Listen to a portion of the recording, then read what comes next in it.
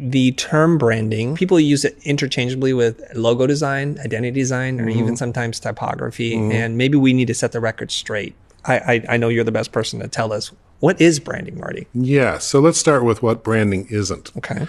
It's because it's not a lot of things people say it is. It's not a logo. Okay. A logo is a very useful tool for a business, but it's not the brand. It's a symbol for the brand. A brand is not a product. So when people talk about this brand, buying this brand or that brand, they're really talking about buying one product or another product. The brand is not that.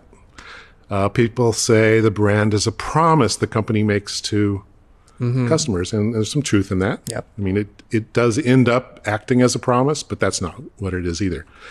Advertising people like to say, well, it's the sum of all the impressions that a company makes on an audience. Yeah. Well, if you're trying to sell a lot of impressions, I can see where that might be useful to you. But from a business's point of view, why do they want that? Right. So, and how does that help Self-serving definition creative there. people understand what they're doing? Right. So, none of those things are really what branding is.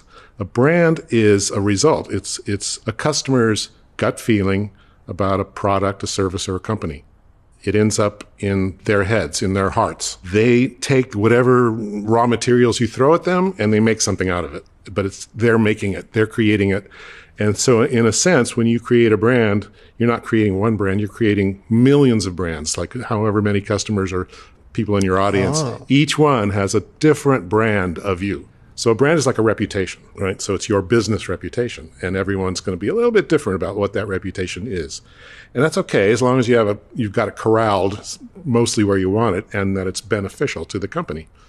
So we tend to look at companies and designers tend to look at branding as, from our point of view, like this is something we're doing. We're telling a story. We're making a claim. We're making a pitch. And that's what we do, but that's not what a brand is. A brand is the result of that. And if you don't start there, you don't know what you're doing. You actually don't know what you think you know what you're doing, but you don't. So from a designer's point of view, I mean, I always tended to be this way. It's like, it was my gut feeling, right, about whether this is going to work or not. And then I would sell it as hard as I could to get the client to sign off on it.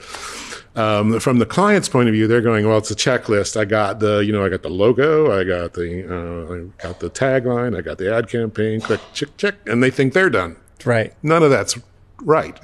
What's right is what happens in people's heads.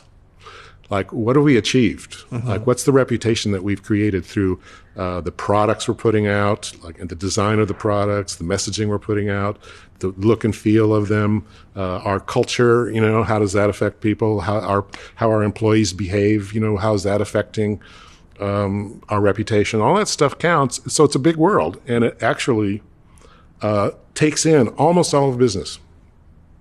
Not so much finance, but finance is involved too, because finance has to greenlight all these things. But almost everybody in a company is, affecting the brand, doing something with the brand, doing it for the brand, or hurting the brand. So you got to think of it that way.